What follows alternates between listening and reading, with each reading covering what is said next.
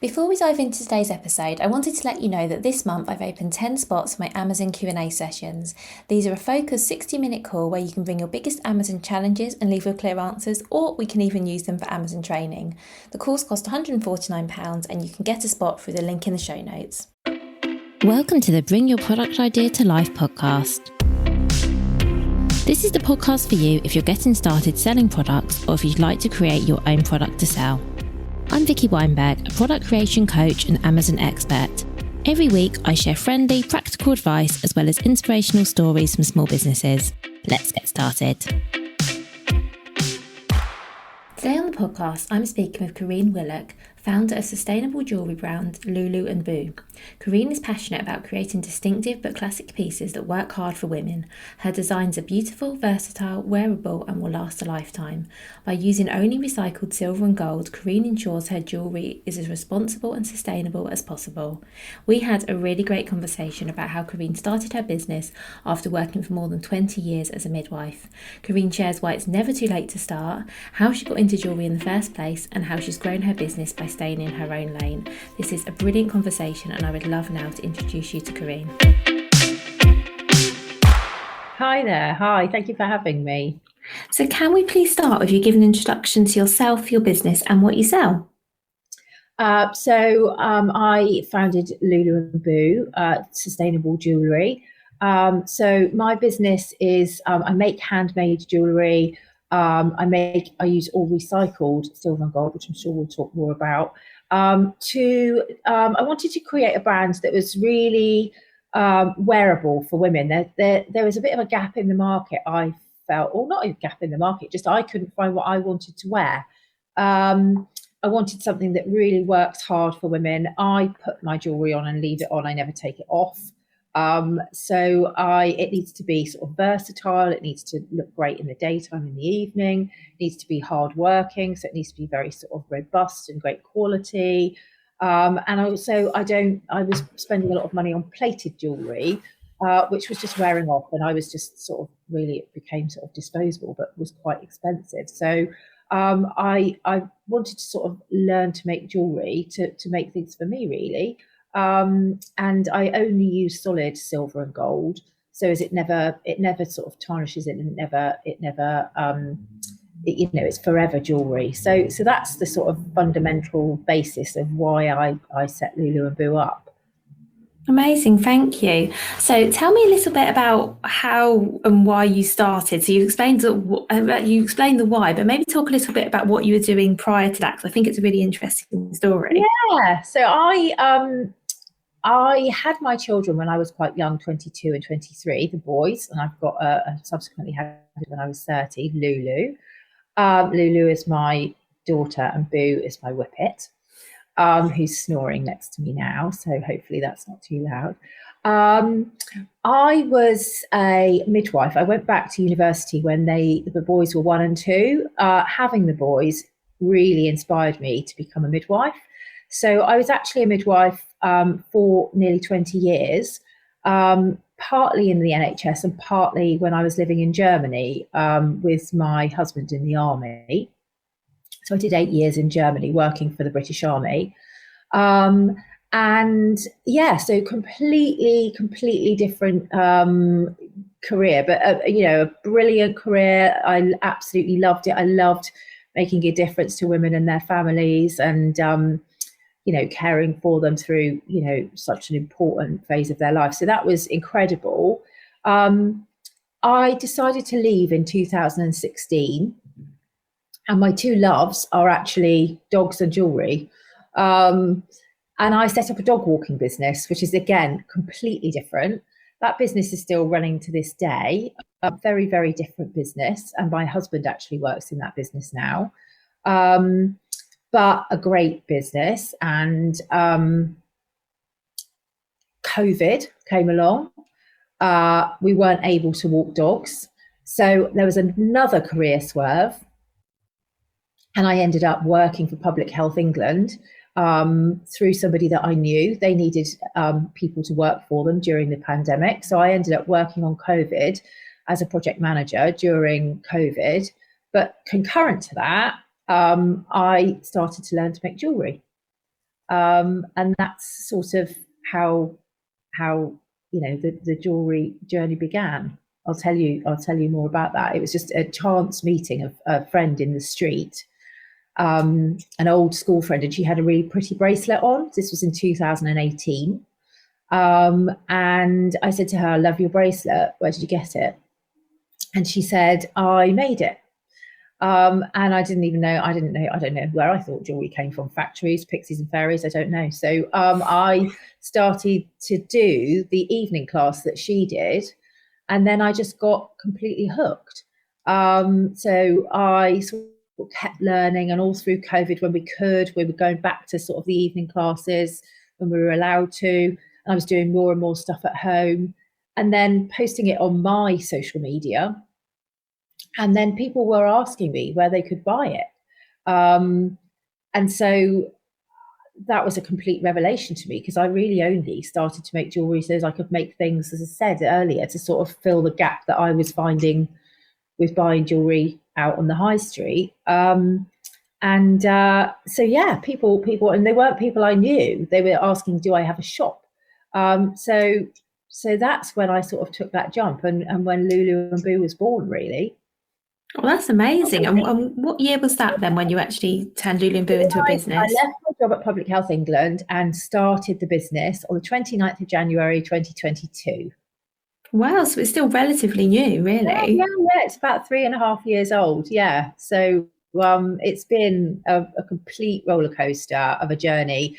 Huge learning experience. I had no experience of running a product-based business before. I had no experience of e-commerce, marketing, all of those things. That, the dog walking business is a very different business. It's a very simple piece of software where you administrate your bookings, and then you just go out and walk.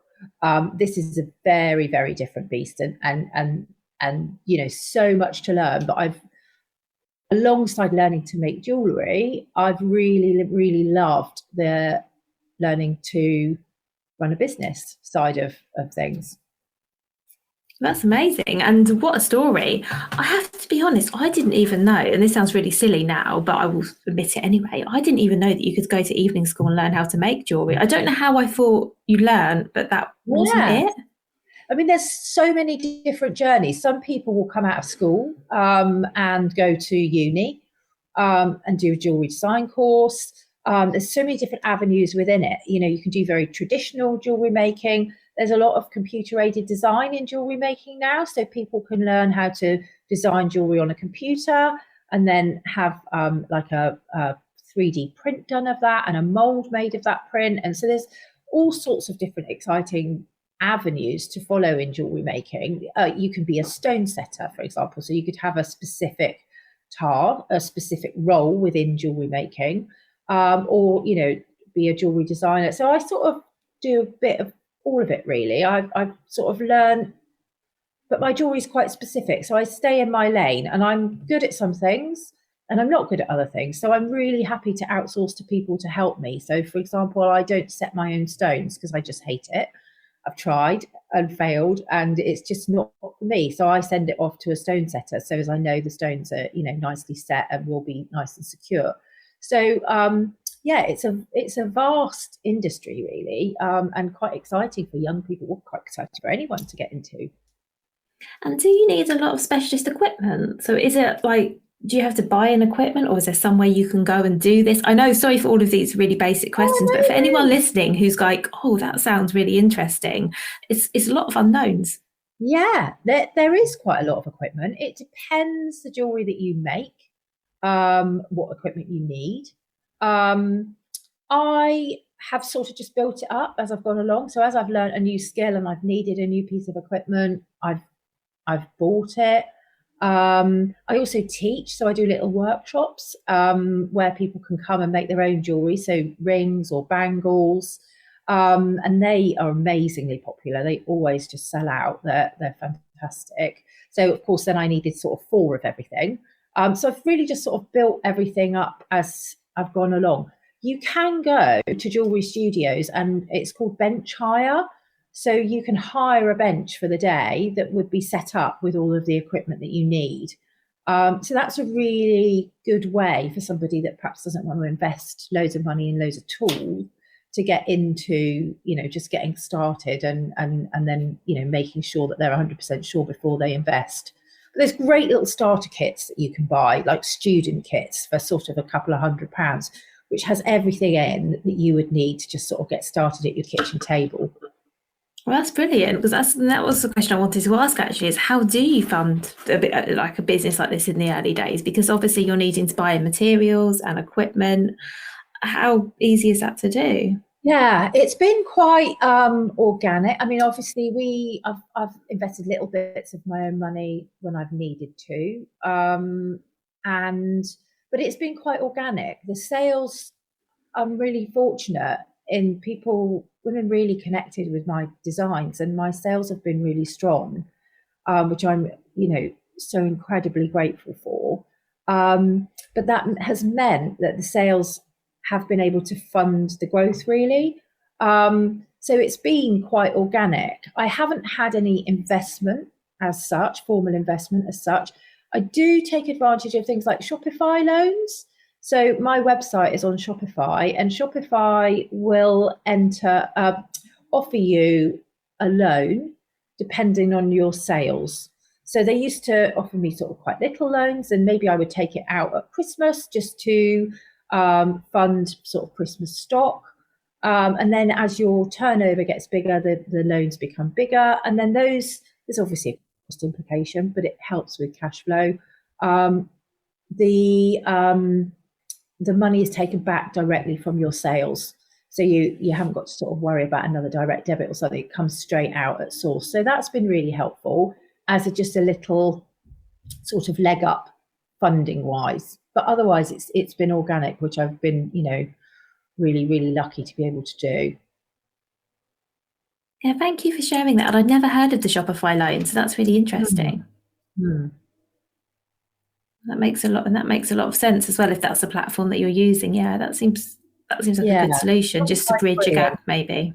Yeah, if anybody's thinking about, Wix, Squarespace, different platforms and e-commerce platforms, I would 1,000,000% recommend Shopify. It's really user friendly. I had my website built for me, but I can do the back end by myself now, so I can add products and write blogs and change things if I need to. It's really, really user friendly. It needs to be, because I'm not a technical person. And it's the interface with other products are very good. So if you need like plugins for maybe like a pop-up to, offer like a 10% discount, or email marketing, so Klaviyo really feeds well into, it's just set up to work well for e-commerce, and I would highly, highly recommend Shopify. Oh, that's brilliant. Well, thank you so much for the recommendation. I really like Shopify as well, I have to say. I just think it's, as you've said, so easy to use, so easy to customize. And actually, I think most of us, without any external help, could probably get on there and get some sort of website up, even if it was very basic. Yeah, 100%. So I'd like to talk a little bit about when you did sort of start as a business, because obviously jewellery is so competitive. Were there any challenges starting out in an industry where, there's a lot of competition, and was that hard? Were there any challenges related to that? I mean, I think it would be really hard if I thought about it, which I try not to. This was sort of never meant to happen. As I said, I started designing jewellery to wear myself, and then people wanted to buy it. So I just was grateful for that and started, to make more designs around some of the style that I use, which is very sort of molten, very organic. And so there was never a game plan. So I never really worried about the competition, because I just was going with the flow. And to be honest, I sort of still am. And somebody spoke to me the other day. I did a trade fair called the Jewellery Show, which is a really big, Olympia in London, a really big event, and quite a big event for a small jeweller like me. But I'm trying to sort of push myself out there a bit more into wholesale and things. So and somebody said to me, gosh, this is amazing that you're sort of just small jeweler, but putting yourself out there amongst this, in this hugely competitive market. I just try to stay in my lane. I try not to really look what else is going on. And just keep, I've got a really fundamental, because I know how much women have connected with my jewellery. And I've got about a up to 60% returning customer rate against an industry average of about 25 to 30%. So that's really incredible.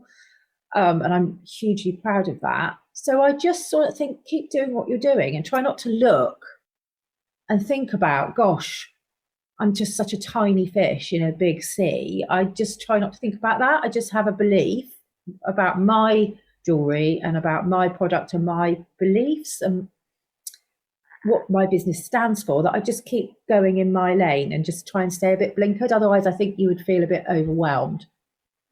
Definitely. And I think that's a really great mindset. And as you've said, so while jewellery is a really competitive market, there's lots of jewellers out there, every jeweller is also really different.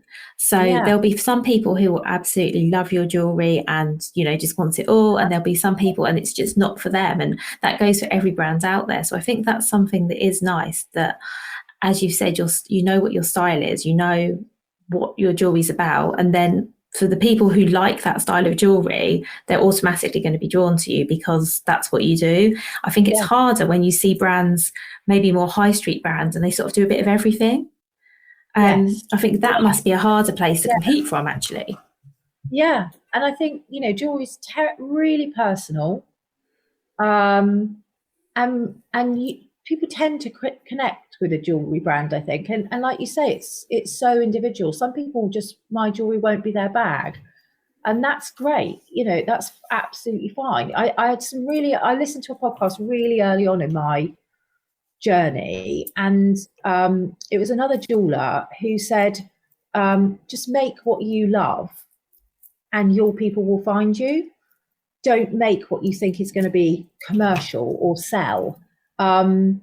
Because we could all make love heart pendants with babies' names stamped on the back of them. And they're beautiful and special to people. But then, that's maybe what you would make if you thought, right, well, I want to sell loads of jewelry and be terribly commercial, but actually just stick to what you love and what you are passionate about, and then let your people find you. And that's the amazing thing they have. So yeah, it's not just trying to appeal to everybody, it's sticking to what you feel passionate about, and then that shines through, I think. Yeah, I think so. And I think that's really good advice. And actually, you're right. The brands that we connect with most, certainly for me, are the ones where I absolutely know what I'm getting from that brand. Yeah. And I think the other thing I've done, which is purely accidental, is I've sort of created a brand that I'm quite central to on social media, for example. And I've told my story on the website. And I've been very, very authentic. So I will rock up on Instagram in my pajamas in the workshop, making a piece of jewelry at 7 a.m.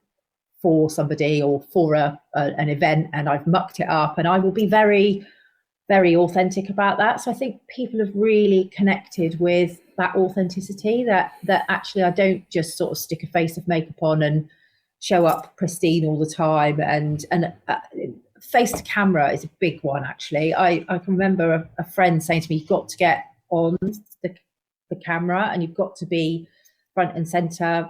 And I didn't want to do it. And now you can't stop me. Now I just don't care. I'll rock up with, like I say, whatever, but that authenticity, I think, is really connected with people, because they don't want the shiny, polished. They're used to that all the time. They want real. They want to get to know you, to understand, a little bit about what you do in your life, and because it's a really trust-based purchase. Because I work in a lot of real gold, the pieces are an investment. So people need to really sort of get to know you and trust you before they'll invest. I think that's all brilliant advice. Thank you. And I agree, it's so hard to put your face to camera, particularly when you sell products, because I think there can be a tendency to not, when I say hide behind your products, I mean that in a respectful way, but it can be because I used to have a product business and for me, it was all my social media was all about the products, the products, the products. There was very little about me, my story, because I was just too scared to put myself in front of it. But had I done that, because I didn't do that, I really feel like, as you said, more people would have connected because they'd know the story and the background and the why. And I think Yeah, it is important. When I think about the small businesses that I buy from again and again, it's because it's more to do with the story, I think, and the yeah, person and the product yeah, sometimes. yeah. And I think, the fact that they've sort of connected with me and connected with the jewelry has created a really lovely business. And I've also been really honest about my experience with the perimenopause. I really struggled. And when I was working at Public Health England, I was becoming more and more unwell, really, as a result of that and not getting the medication right. And it was really affecting my self-confidence, my belief in I had terrible brain fog, terrible. I didn't think that I could do things. People would give me a task and I'd just go into outright panic. So I've been very vocal about how finding my sort of creativity and building a business that I'm proud of has really, really given me back me. And so that's been a huge part of my journey. And on my About Me page on the website, I talk about that, and I'm very open about that because I think actually it's a really difficult time in women's lives, and if I can just empower a woman or some women to think, do you know what, I am going to switch it up a bit, and I am going to sort of learn to do something, take a hobby, and then actually maybe that will take me onto a different path in my life. So I like to talk about that as well, which I think has been a nice connection with my customers and other businesses. Yeah, I think that's really nice. And as you say, it's just like nice to have points of connection with people because it makes it a bit more personal. And just choosing where you spend your money is actually a really big decision. Mm. Yeah, yeah. So let's change tack slightly, if that's okay, Corinne, and talk about sustainability because you mentioned in the introduction that sustainability is important to you. So can you share some of the choices you've made to make sure that your products live up to that? Yeah. So I just felt when I was sort of creating the business, it was really important to do it as responsibly as possible. So I only use recycled silver and gold. So all of the gold and silver that I make my jewelry from has been either jewelry before, or it might have been in mobile phones. It might have been cutlery. It might have been in x-rays. So they're actually refining silver out of medical x-rays because they're not needed anymore. It's all digital. So all of the x-rays are either being stored or going to landfill as and when they become old enough to go to landfill. So actually there are refiners out there that are buying, or one particular one that is buying the x-ray films and refining the photographic silver out of it. So there's precious metals all around us. So I feel quite strongly that there's no need to dig any more up. We've got plenty, and all the environmental damage that comes with mining.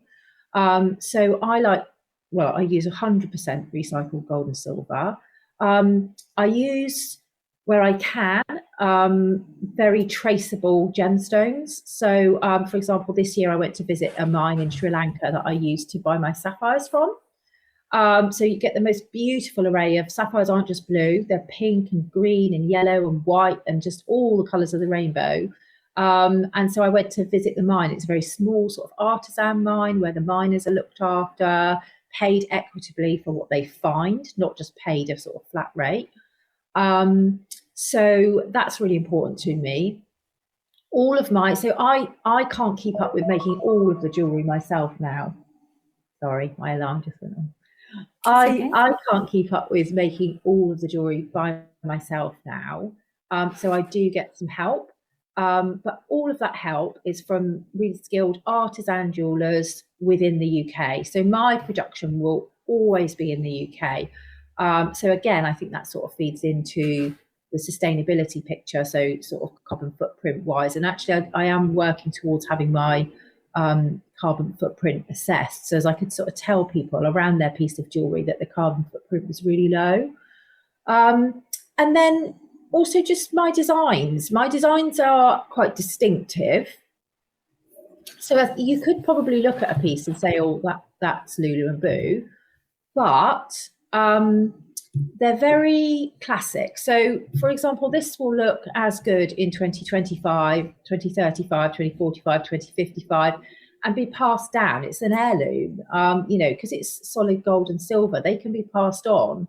So it's about sort of not just feeding into trends. So not going like, oh, what's on the, for example, London Fashion Week this week, not just feeding into what's hot now. It's actually just doing things that are a little bit different, but actually very classic, that will last people a lifetime. So it's not disposable fast fashion. It's designed to be bought, worn every day, loved, treasured, and passed on. And the quality is such that would, it's made to last people, to be worn and really enjoyed and last people. So all of those things are what I sort of package up as my commitment to sustainability, but also asking questions all the time. Is this the right thing to do? Is there another way of doing this better? So it's an open dialogue, because there's a lot of greenwashing out there. And within the industry, some of the things can be quite controversial. So it's about constantly I go to some seminars in London around sustainability. I'm sort of part of a few groups. So constantly reevaluating all the time, is this the best I can do? And what could I do a little bit better? That's brilliant. So how easy is it, and I hope you don't mind me asking, is how easy is it to balance sustainability with profitability, if that makes sense? Yeah, it's okay. Recycled metals have become a lot mainstream within the industry, so that's fairly. There's not a huge cost implication with going recycled over virgin mined. Obviously, I could say to an Indian, many jewelry companies have their jewelry produced. When they have to outsource, they have their jewelry produced in India, China, and that is cheaper, but it's cheaper for a reason, that the labor is cheaper, that there's, so I'm not prepared to go down that route. So there is a cost implication for using, jewelers in the UK, but to be honest, by the time you've paid shipping and customs and all of that nonsense, it's not so. But I think it's really important, and I think people value handmade. They value made in the UK. They value quality. They value sustainability, responsible shopping. Far less, I think, keen to just sort of buy. We're much more considered now, I think, with our shopping and things that we choose for ourselves. So it's okay. It's okay. I think it's important to just price yourself. Pricing is complex, but price yourself so as you can still be profitable, but you can remain true to your values. That makes a lot of sense. And I think you're right, and particularly for a purchase like jewellery, which is often a more expensive purchase, and it's also quite often a sentimental purchase. I think that people do want to look at the bigger picture, and it's not, price isn't the deciding factor often, I think, for that kind of purchase. Yeah, price is important, but it's not everything anymore. People don't want to keep spending £300 on something that's only going to last them 18 months, for example. They're more considered and thinking, okay, well, this is a bigger investment, but it is an investment. And actually, I'm going to get a lifetime of wear out of it, and that's important to people. I definitely think so. So Lulu and Boo is now an award-winning business. You've got lots of celebrity fans. How did all of this come about? Well, I mean, the awards have been absolutely amazing. So I've won the Muddy Stilettos Best Women's Accessories and Lifestyle Store for 2 years in a row, which has been incredible. That's voted for by my customers, and so that's been fantastic. I've won a couple of business awards. And I'm actually, which is just mind-blowingly bonkers, on the 7th of October going to a very swanky event in London, which is a National Jewellery Award, so a very well-respected award. So all of the big jewellers will be there. And I'm finalist in the Best Newcomer category. So that's a huge, I'm really, really blown away and proud of that. So it's going to be, just to be in the final is quite something for me. So so that's fantastic, and particularly with the business only being really 3.5 years old, that's a huge achievement for me. So that's exciting. The celebrities, I've been really lucky. Claudia Winkleman wore one of my rings on where is it? This one. So it's a beautiful sort of chunky gold molten ring. So she wore this one on Strictly Come Dancing last year. I actually reached out to her stylist on Instagram. I had COVID at the time and I was in bed. It was late at night on a Sunday night, and I was just sort of scrolling through Instagram, and her stylist had put up that she was wearing some jewellery on Strictly, and it was a brand that I know very well, but it was a brand that was plated. And I just messaged the stylist and said, it would be really lovely if Claudia could wear something that was more sustainable, more artisan. Didn't think, for 1 second she would get back to me, and she got back to me straight away. And she got back to me having had a look at my website, and she sent me a picture of that ring and the saddle ring, which is this ring, which I originally carved. They were both actually carved from wax. And she sent me a picture of those two and said, I'd love to work with you. Dropped me an email in the morning, so I didn't sleep much that night. So dropped her an email, and then I sent both of those rings. And Claudia chose the molten one and wore it on Strictly Come Dancing, which was quite a moment. That girl moves fast. Trying to follow her around the telly with an iPhone is not easy. So that was nice. And obviously, got some sort of uplifting followers from that, but also my sort of really loyal followers were really, really blown away by that. So that was nice. Everyone was like, "Oh my God, Claudia Winkleman's wearing your jewellery." So that's been great. I've had a few other influencers on Instagram wearing the jewellery, and there's one lady in particular, Caroline Circuit. So she's a really big sort of fitness influencer. She just had a piece in Women's Health this month, and she wears my saddle ring always. So she absolutely loves it, wears it all the time when she's working out. So she's a great advocate for the brand as well. So it's just sort of but it's not a golden ticket. It's, I would say that to everyone. Think carefully before you maybe gift or agree to work with somebody, because there's often a cost implication. And you sort of get really excited about these things and think it's going to change my world. And actually, I don't think there is a golden ticket out there. I don't know. If Kate Middleton wore the saddle ring, it might change my life, but it might not. It's really, really difficult to pin down what is going to work. I would say don't focus too much on that. I've possibly learned the hard way a couple of times, and it's about just being consistent, showing up all the time, being consistent, appreciating that growth is going to be slow. And that and maybe chasing these sort of golden tickets is not the way. You can't say you can't say never. Claudia, for example, has worn jumpers on traitors, and their brand has just absolutely blown up. But it's a tricky one to navigate. Thank you. Thank you for being so transparent about that, because I think you're right that it could be easy to think, oh, if this person were to use my product, or, depending what the product is, or show it on their Instagram, it will change my life. And I know brands that where they've had a big uptake in followers, or maybe they've had a spike in sales because of something like that.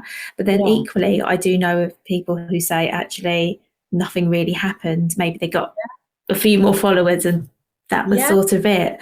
So it's interesting. I think you're right. I think to do well needs to be a combination of different things, including just keeping going. But with that in mind, what would you say, if you look back, has made the biggest difference to your brand's growth? I think I think it is just being consistent. It's hard work.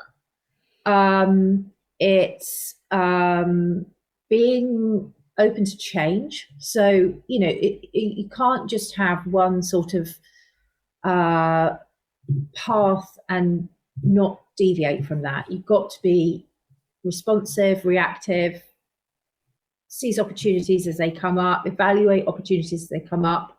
But I think that there isn't a golden ticket. And so there hasn't been a moment. I've been really lucky to have some lovely PR. We've had a little thing in Vogue. We've, done the Claudia and all of those things. But actually, I think what's made the biggest difference is showing up and being consistent. So I post on social media most days. It's very unusual that I don't. That's a big job in itself. And just thinking, like, what am I going to say tomorrow? Is a lot. But just putting stuff out there. It doesn't have to be polished. It doesn't have to be. People get quite hit up and think, oh, it's not right. I can't put that out. It doesn't have to be like that. And I've really learned that actually just remaining consistent, prioritizing social media, prioritizing email marketing, just remaining present in people's minds, not being pushy, just being there and showing them what you're up to. Because with a lot of things, particularly jewelry, it can be the long game. They say 7 points of contact for somebody to buy your product. And I think that's fine for a pair of socks or a scented candle. But I think for jewelry, you might need 70 points of contact or more before people. So it's just, I would say the biggest difference to I built my business on Instagram. So I would 100% say commit to your social media and be consistent. That is my best advice, really. There hasn't been a golden moment. That's brilliant advice. Thank you. And speaking of advice, I was reflecting on the fact that you had a long career as a midwife before you then pivoted to your dog walking business, and then you started this business. What advice would you give to someone who's listening and thinking, well, I'd quite like to do something, but it's too late for me, either because I've been in the same career for a long time, or I feel like I'm too old to do something new? I think we can all give ourselves reasons why it's too late. What would you say to someone who's thinking about that? It's absolutely not too late. I think there's a statistic out there that the highest proportion of female-founded businesses are started at about the age of 48. It's either 48 or 50. This is our time. For a lot of us, we've had a career, we've brought up children, and this is our time now. We've got so much to give. We've got so much life experience, wisdom, creativity. We're resourceful. We're good at, keeping balls in the air. So yeah, I'm always really, really happy. If anybody wants to reach out to me on Instagram, my Instagram is Lulu and Boo Sustainable Jeweller. So I'm always happy to support other women. If you want to reach out and ask a question, I'm really happy to share ideas. And I talk to a lot of other jewelry businesses on Instagram and give them advice. I think there's plenty of room for all of us, and so it's about being sharing what you've learned and sharing your wins and sharing your advice about maybe don't do that. So yeah, very, very happy if anybody wants to reach out and ask any questions, but it's absolutely not too late. This is our time. So do it. Thank you for the advice, and thank you for that kind offer as well. And obviously all of your social links will be in the show notes for the episodes. People can just go and find you really, really easily. So thank you so much for that. So if it's okay, Corinne, I have one final question before we finish, and this is one I ask everybody, and that is, what would your number one piece of advice be for other product businesses? I think if you believe in your product, be authentic, and do what I talked about earlier, stay in your lane. Don't be overwhelmed by what's going on around you and the market and the industry that you're trying to enter. I don't really have a big game plan about where I want Lulu and Boo to end up. I have a belief about where it could end up, but that's a tunnel for me. It's not this huge sort of threatening vista of what's around me. It's just staying in my tunnel and staying in my lane and going, I believe in my product. I believe in the way that it connects with people. I will continue to work hard and I will continue to be consistent and I will continue to prioritize quality and sustainability and excellent customer service. And if you can just stay true to all of those things, people will come to you because that shines through. People can see very quickly through things that aren't authentic. So yeah, I think just stay true to your beliefs and believe in your product, believe in your ethos, and just keep going. That's brilliant. Thank you so much, Corinne, and thank you for everything you shared with us. You're welcome. Thank you so much for having me. Thank you so much for listening right to the end of this episode. Do remember that you can get the full back catalogue and lots of free resources on my website, vickyweinberg.com. Please do remember to rate and review this episode if you've enjoyed it, and also share it with a friend who you think might find it useful. Thank you again, and see you next week.